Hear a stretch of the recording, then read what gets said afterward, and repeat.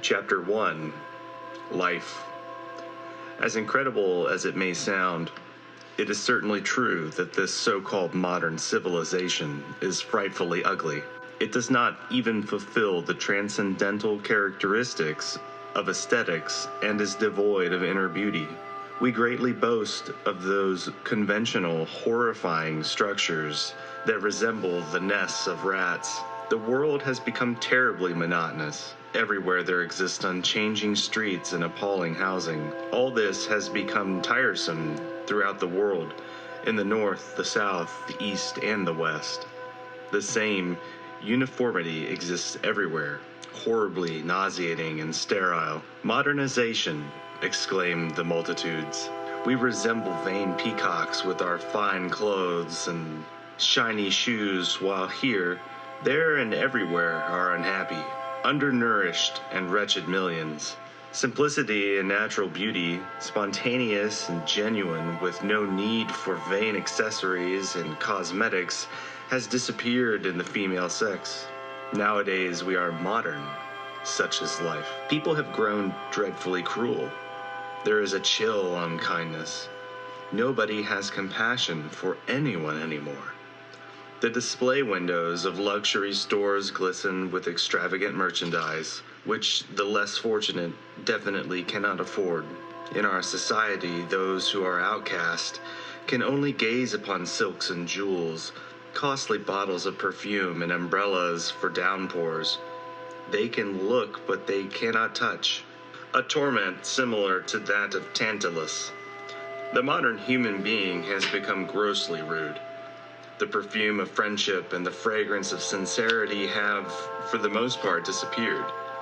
The teeming masses complain of being overtaxed. Everyone has problems.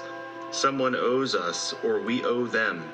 We are sued and have nothing with which to pay. Worries ravage our brains.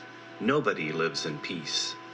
Bureaucrats sustain themselves psychologically upon their smugly curved paunches and fat cigars, while cunningly playing political mind games with absolutely no concern for people suffering.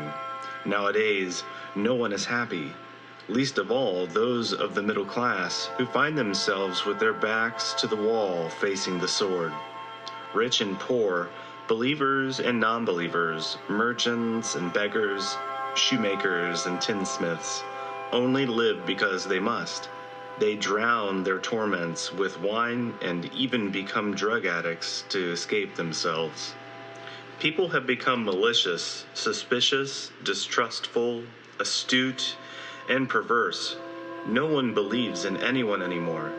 Every day they invent new conditions, certificates, all kinds of restrictions, documents, credentials, etc., none of which serves a real purpose anymore. The astute mock all this nonsense. They do not pay, they evade the law, even though they risk being hauled off to jail. No job provides happiness. The sense of true love has been lost, and people are married today, divorced tomorrow. Lamentably, family unity has been lost. There is no longer an innate sense of modesty. Lesbianism and homosexuality have become as common as drinking a glass of water. The purpose of this book is certainly to find out more about all this, to try to understand the causes of such moral breakdown, to investigate, to seek. I am speaking in an everyday practical language in hopes of finding out what is hidden behind this horrible masquerade of existence. I am thinking aloud, and let the swindlers of the intellect say whatever they please. Theories have already become humdrum. They are even sold and resold in the marketplace. Then what? Theories serve only to worry us and embitter our lives.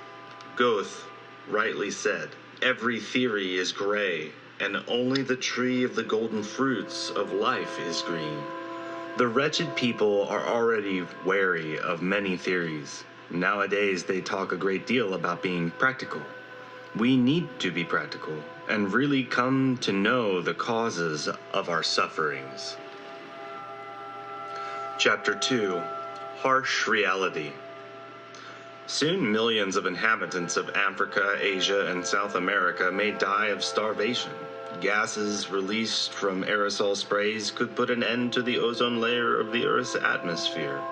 Some experts forecast that after the year 2000, the subsoil of our Earth will be exhausted. It has already been proven that marine species are dying due to pollution of the sea. Unquestionably, at this rate, by the end of this century, all the inhabitants of large cities will have to wear oxygen masks to protect themselves from fumes. If pollution continues at this alarming pace, before long it will be impossible to eat fish. Living in totally infected waters, fish will become a serious danger to our health. Beginning with the year 2000, it will be almost impossible to find a beach where one can swim in pure water. Due to excessive consumption and exploitation of the topsoil and subsoil, soon the land will be unable to produce the agricultural products necessary to feed the world. By contaminating the oceans with so much waste, poisoning the air with fumes from cars and factories, destroying the earth with underground atomic explosions, and the excessive use of elements harmful to the earth's crust, clearly the intellectual animal, mistakenly called a human being, is subjecting the planet Earth to a long, appalling death, which will undoubtedly end in a great catastrophe. It has been difficult for the world to cross the threshold of the year 2000 since the intellectual animal is destroying the natural environment at breakneck speed. The rational mammal, mistakenly called the human being, is intent on destroying the Earth, making it uninhabitable. Obviously, he is succeeding. As far as the sea is concerned, the nations of the world have clearly changed it into some sort of huge dump. 70% of the entire world's waste is going into the sea. Enormous quantities of oil, all kinds of insecticides, numerous chemical substances, poisonous and neurotoxic gases, detergents, etc., are annihilating all the species that live in the oceans. Seabirds and plankton, essential for life, are being destroyed. Without a doubt, the extermination of marine plankton is of incalculable severity, for it is the microorganism that produces 70% of the Earth's oxygen. Scientific research has produced verifiable evidence that certain parts of the Atlantic and Pacific Oceans are polluted with the radioactive waste of atomic explosions. In capital cities of the world, and especially in Europe, they drink a fresh type of water. Then they eliminate it, purify it, and later drink it again. Drinking water goes through the human organism many times in large, super-civilized cities. In the city of Cucuta, Colombia, near the Venezuelan border in South America, the inhabitants are obliged to drink the defiled water from the river that carries all the filth from the sewers of Pamplona. I am referring emphatically to the Pamplonita River, which has been such blight for the pearl of the north, Cucuta. Fortunately, there is another aqueduct supplying water to the city, but people still have to drink the putrid water from the Pamplonita River. Huge filters, gigantic machines, and chemical substances attempt to purify dirty waters of Europe's big cities. However, epidemics continue to break out because of the frequency with which the filthy wastewater has passed through the human organism. Famous bacteriologists have encountered all types of viruses, bacilli, pathogens, tubercular bacteria, typhus, smallpox, larvae, etc., in the drinking water of all large capital cities. Although it seems incredible, the poliomyelitis vaccine has been found in the water of treatment plants throughout Europe. Moreover, the waste of water is shocking. Modern scientists have asserted that beginning with the year 1990, the rational humanoid will die of thirst. Worst of all is that the underground freshwater reserves are endangered by the abuses of the intellectual animal. The merciless exploitation of oil wells continues to be fatal. Oil extracted from the Earth's interior gets filtered through the underground water routes, which then becomes contaminated. Consequently, For more than a century, oil has polluted the Earth's subterranean water supply. Obviously, a result of all this has been the death of vegetation as well as the multitude of people. Let us talk briefly about the air, which is absolutely indispensable for the life of all creatures. With every breath, our lungs take in 1/10 of a gallon of air, which amounts to 3,170 gallons per day. Multiply this quantity by the current population living on Earth, and we have an accurate amount of the daily intake of oxygen consumed by humanity. This does not take into account the oxygen consumption of all the other animals on the face of the Earth. The total amount of oxygen we inhale is found in the atmosphere and comes from plankton, which we are now destroying with pollution, and also from vegetation, photosynthesis. Unfortunately, the reserves of oxygen are being exhausted. The rational mammal, mistakenly called a human being, through his innumerable industries, is constantly diminishing the solar radiation essential for photosynthesis. For this reason, the quantity of oxygen currently produced by plants is significantly less than it was in the last century. The gravest world tragedy caused by the intellectual animal is that he continues to contaminate the sea, destroying plankton and exhausting the vegetation. Regrettably, the rational animal proceeds to destroy his oxygen sources. The smog that the rational humanoid is constantly discharging into the air is lethal and is endangering the life of the planet. Smog is not only exhausting the oxygen reserves, but it is also killing people. It has been shown that the smog causes strange, dangerous, incurable illnesses.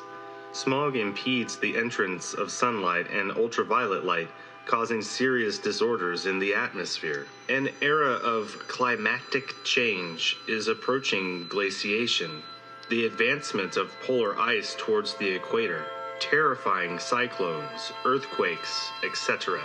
Beginning with the year 2000, some regions of the planet Earth will heat up, not because of the use of electrical energy, but because of its abuse. This will contribute to the revolution of the Earth's axis. Soon the poles will become the Earth's equator, and the equator will end up at the poles. The poles have begun to thaw out, and a new great flood is approaching, preceded by fire. Forthcoming decades will see an increase in carbon dioxide, which will form a thick layer around the Earth's atmosphere. Unfortunately, such a filter or layer will absorb thermal radiation and cause a deadly greenhouse effect. The Earth's climate will become warmer in many areas, and this will melt the polar ice caps, causing a shockingly rapid rise in the level of the oceans. This is a very serious situation. While fertile soil is disappearing, 200,000 people who need to be fed are being born every day. Surely, the coming worldwide famine will be terrifying. It is already at our doorstep. Nowadays, 40 million people die of starvation every year because of lack of food. The criminal industrialization of the forest and the merciless exploitation of mines and oil wells are turning the Earth into a desert. While it is certainly well known that nuclear energy is fatal for humanity, the existence today of death rays, microbial bombs, and many other terribly destructive and malignant elements invented by scientists is no less certain. Unquestionably, the production of nuclear energy requires vast amounts of potentially uncontrollable heat, which can cause a nuclear disaster at any time. To obtain nuclear energy requires enormous quantities of radioactive minerals, of which we use only 30%. This is rapidly exhausting the world's subsoil. The atomic waste that is left in the ground is horribly dangerous. A safe method for disposal of atomic waste simply does not exist. If gases were to leak out from one of those atomic dumps, however minute the amount, thousands of people would die. Contamination of food and water brings about genetic mutations and human monstrosities, creatures that are born deformed and abnormal. A serious nuclear accident occurred before the year 1999 that caused real harm. Certainly, humanity does not know how to live. It has degenerated terribly and, frankly, has sped towards the abyss. gravest of all of these facts is that the factors of such desolation, starvation, wars, destruction of the planet on which we live, etc., also exist within us. We carry all of these things inside, within our own psyche.